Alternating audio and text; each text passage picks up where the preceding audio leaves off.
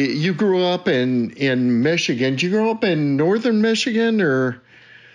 No, it's southwest Michigan and actually Kalamazoo. Okay. Were you brought up as a fisherman? Did your dad fish and things like that? Or? I have 4 brothers and sisters, and so we kind of grew up fishing, just mostly pan fishing when all of us were little. But we were outdoors family. My dad liked to fish and hunt both, so we rabbit hunted and pheasant hunted and stuff around here. My dad deer hunted and that, and obviously fished for a little bit of everything. And in Michigan, you got a lot of different species and a lot of different seasons, with salmon and trout and walleye and bass and, just bluegill, everything, perch fishing. So we kind of did a little bit of everything. And my older brother got into bass fishing pretty much in a big way and joined a bass club. And, he was 6 years older than me. And so, that was kind of my experience is fishing along with him or practicing for his club tournaments and things like that. That was my introduction to tournament bass fishing, really. Neat. Of course, I've always liked to bass fish from a real young age, but just, didn't know the competitive side of it until then. Okay. As somebody, I read somewhere that you really became a fisherman at your grandparents' lake home. My grandparents lived on a lake, and man, during the summers, I would go out there for the whole, weeks that, spend a whole week out there, and just basically that's all I did every day is fish all day long from sunup till sundown, really. Wow, that's a good life. My parents had a cottage in Wisconsin, and I took it for granted that we spent so much time up there, but boy, I miss it now. I tell you, those are good times. It's pretty dang. That's what you want. Right there. Yeah. Did you fish for smallmouth up there on your grandparents? So we didn't really have smallmouth in any of the places close to my house. That I fished. Growing up there was just largemouth and that. But my dad would take a annual trip with his all the guys that worked for him up to northern Michigan, smallmouth fishing on Memorial Weekend every year. And so the first time I got to go when I was 7, and that's when I caught my first smallmouth bass is that first trip. Cool. Very cool. I had a question from one of my readers, said they want to know more about Michigan smallmouth fishing. And I thought I could touch on that with you, obviously. I mean, Michigan has so many. I've fished up there on these little lakes, and they're surrounded by cabins and stuff, and you wouldn't think they're trophy smallmouth places, but gosh darn, there's so, are there just a lot of these small lakes? Everybody thinks of the big lakes when they think about Michigan smallmouth, but there's just a lot of different lakes that have good smallmouth in them, aren't there, up in Michigan? Yeah, there is. It's real diverse. I think we have 11,000 lakes in the state as it is, and especially in the northern part, there's a lot of them that do have smallmouth. I mean, it's weird because you can go to one lake and it's deep and clear and sandy and smallmouth, and then 2 miles away there's another little small shallow weedy lake that's full of largemouth. So it's just real diverse because of all these lakes were formed by glaciers. So they're pretty unique. I mean, even though they may be close to each other, they can be radically different. Okay. Sometimes they can be close to each other and be the same, so It's just, it's really unique. But no, it's pretty special place to, and I've been all over, and, obviously upstate New York is good, and Minnesota and Wisconsin both have, a lot too, but it's very different from really any of those other states like that. I think we're pretty lucky. Just the number of lakes that can produce good smallmouth fishing in Michigan, then, right? Yeah, and then we're surrounded by the Great Lakes on 3 sides that do as well. So it is definitely pretty good place to come and fish. Yeah. What is the best time of the year to fish for smallmouth up there? I mean, is it good even in the summertime? I mean, on some of these smaller lakes and things. Or? Yeah, I mean it's really, there's no bad time. A lot of people like to fish in the spring. So we have a year-round catch and release season here in Michigan now. So that makes the preseason the early spring fishing can be really good. The challenge with early spring or late fall, which are the two best times, is the weather. You just never know. So yeah. But a lot of people like to come in the summer. Summer fishing is still very good. It's just different. Yeah. In the way that you have to fish for them. In the summertime they're deeper and you're throwing drop shots and finesse baits, and in the spring and late in the fall they come shallow again, and you can use different techniques to catch them. So there's not a bad time, but no doubt that spring and fall are the two times that people really look forward to. Okay.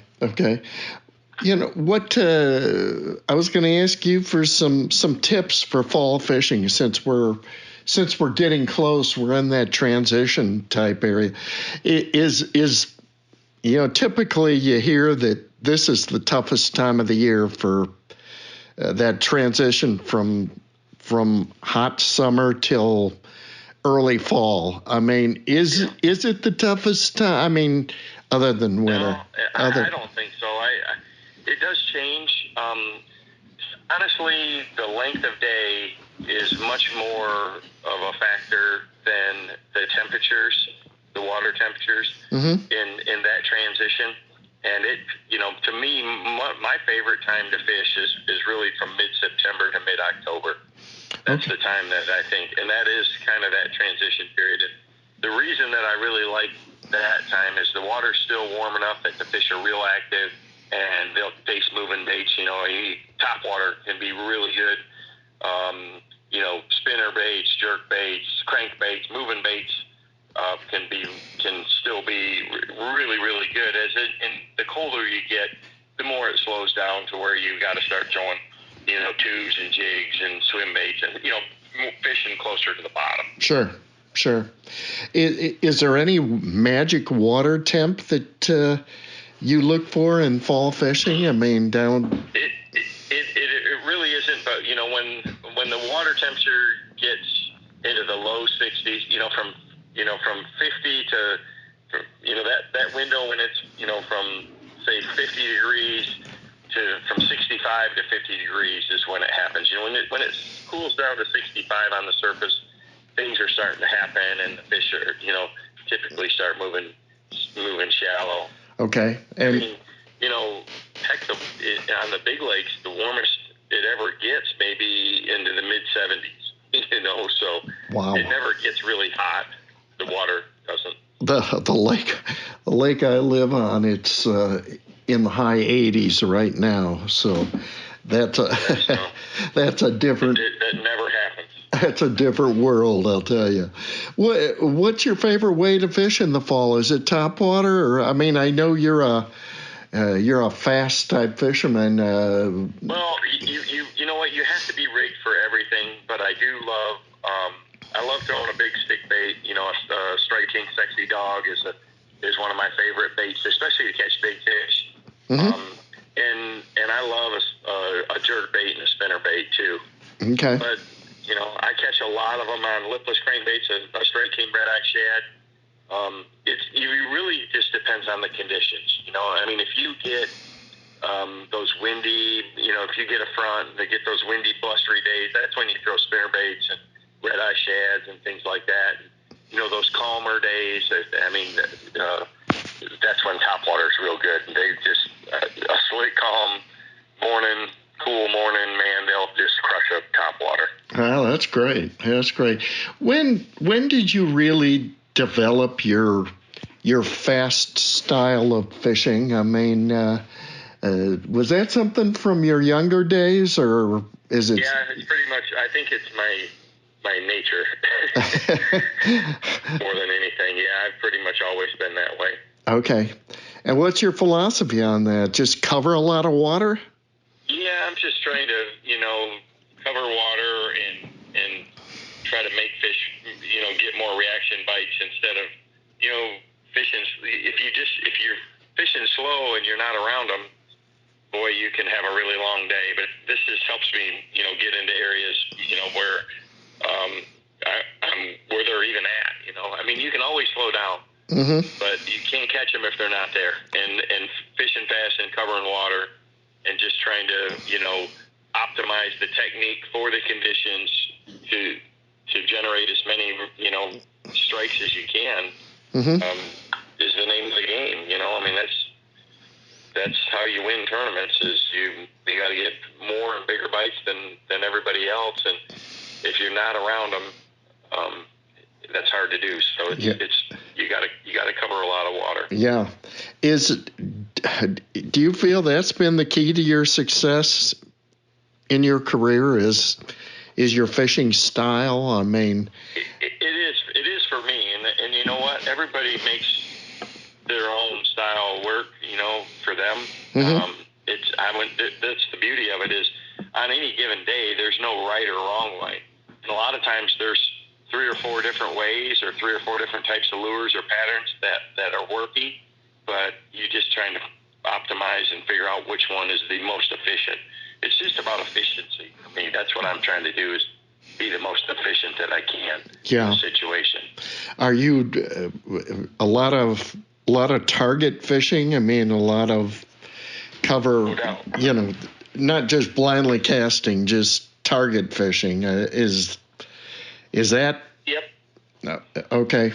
So we're talking. I mean, you're just, again, you're improving your percentages by, if you got a target to throw at, and that's kind of largemouth 101 there.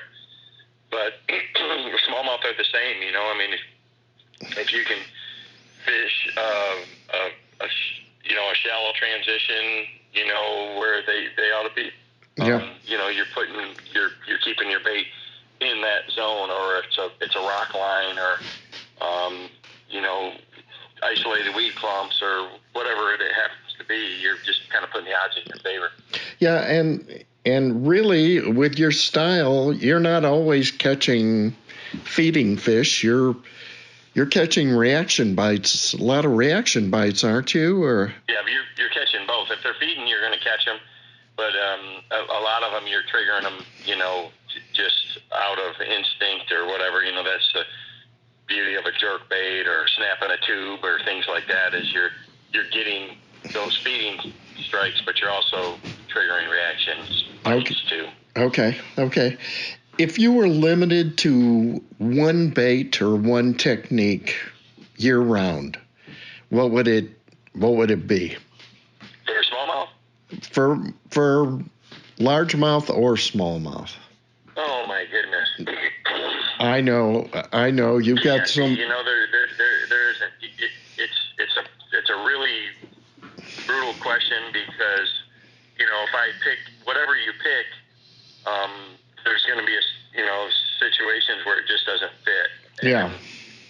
You have to use the right bait and presentation for all the conditions that you're faced with. And that's what's critical. You can't have a favorite lure or favorite technique and be successful all the time. That being said, there's certain things that are, if you had to pick one bait and the water was real clear year round, I'd say a jerk bait, because I know it's going to work. You got to have clear water for it to work. But if you just said, hey, you're going to pick one bait, I'm going to pick a jig, because it's something I can fish top to bottom, slow, fast, flip, pitch. It's super versatile. But there's a lot of other ones like that too. So it's so important to use the most efficient lure based on all of the conditions that you're faced with: water clarity, temperature, cover, depth, time of the year. There's so many variables that you have to. Sure. I say it all the time: bass fishing is a science that's far from exact. And you're always trying to make educated guesses on your lures, patterns, techniques, locations, and each time you make one that isn't successful, it just brings you that much closer to making the right one. Yeah. Okay. What bait have you caught the most big fish on? I mean, would it be a jerk bait or? No, probably in my career, probably a jig. Oh, okay. Okay. Jig is a big fish bait. Yeah. Yeah.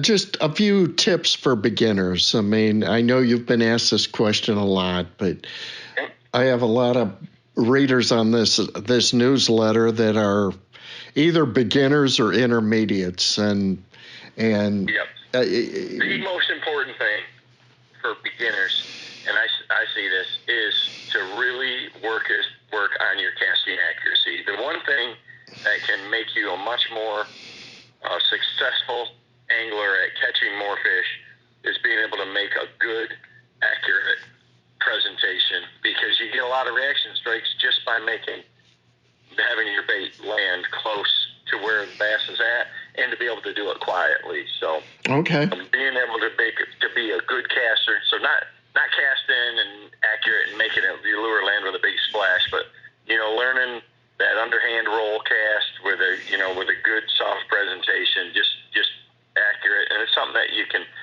practice in the off season in your backyard, set some plates and cups out, and just practice your casting accuracy. Okay. Being a really good caster puts a lot of fish in the boat. Okay. Great. What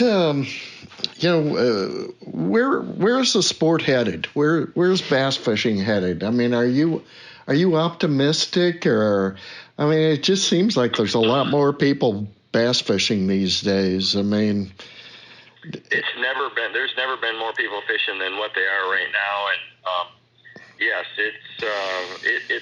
it's been growing, with the advent of organized high school and college fishing. It's really expanded a lot, and nationally too. I mean, in the north, south, everywhere. So, and the fisheries are in really some of the best shape they've ever been in, and obviously, catch and release has really taken off, and also, I think that a lot of the states are really doing a good job at managing, some of these fisheries. The thing we have to do is definitely, preach good, practices going forward, good conservation practices into the future, because we're not making more reservoirs, and there's not more lakes popping up, for all this increased pressure. COVID put a lot more people on the water, mm-hmm. and a lot of people that just hadn't done it in a while have come back to it, and kayak fishing has taken off in a huge way as well. So there definitely is there's more people experiencing it than ever. So it's just going to be critical, from a conservation standpoint, to really manage and protect the fish and the fisheries going forward in the future. That's going to be our biggest challenge is being able to sustain the pressure that we're putting on these fisheries.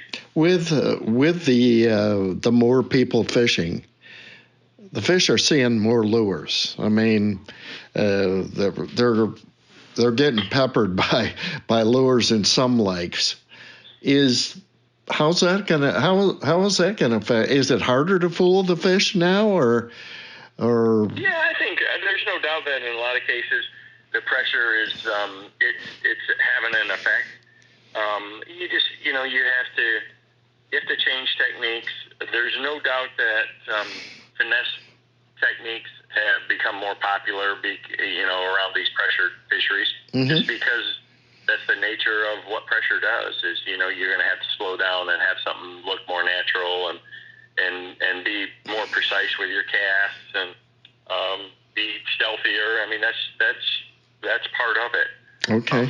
But I think that's a natural evolution. Anyways, we've gotten so much technology in fishing now that a lot more anglers are much better than they used to be. They've got better electronics, better equipment, better line, better baits, better knowledge. There's a YouTube video to watch every technique out there now.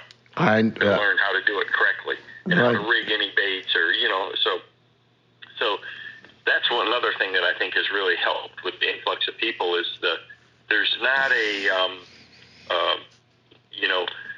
people aren't afraid. People might be afraid to walk into a Bass Pro and admit that they don't know everything and try to ask for help. But all you got to do is Google anything on your smartphone. How to tie a Palomar knot, or rig a Texas rig plastic worm, or how can VanDam fishes a drop shot or a jerkbait. You can watch a YouTube video on all of it now. Mm-hmm. And so there's no apprehension to learn. Okay. Yeah, that's very interesting. And the new generation of professional bass fishermen, they're so much more knowledgeable coming in than they used to be. Tech savvy. Yeah, exactly. But I talked to Denny Brower earlier, and he said the same thing, but he said also, the guys like you and the old school pros and stuff, they still know just time on the water is. Yeah, there's no substitute for that. There really is. Yeah, you can stare at a screen all day long, but you gotta know where to start off, I guess. Yeah. So, hey, just one other question, and I'll let you go. But this is a chance to plug one of your sponsors or something like that. But what are you most excited about with the new lures coming on, or maybe a couple? But what are you looking at that you think is going to be a real fish catcher? We have a lot of them. We're close to a strike king to develop their baits, and a lot of the baits in their line have my name on them. So we're always working on new colors and things like that. Mm-hmm.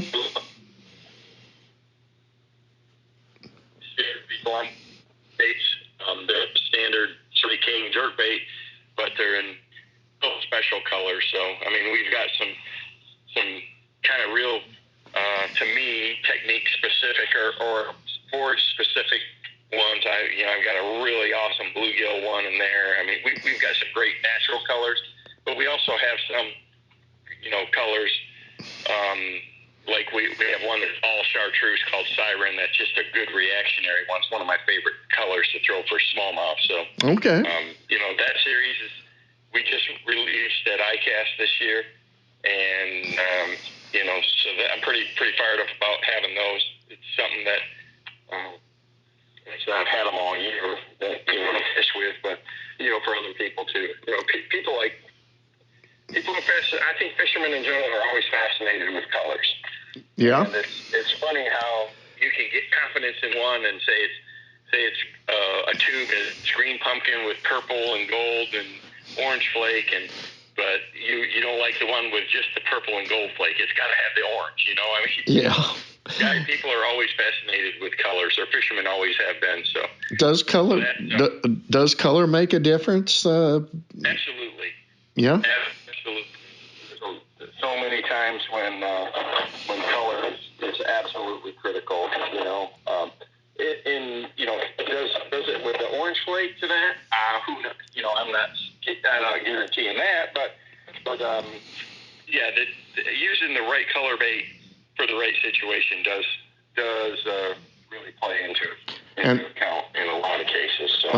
Okay, very good. Hey, Kevin, I'll let you go. I really appreciate you taking the time.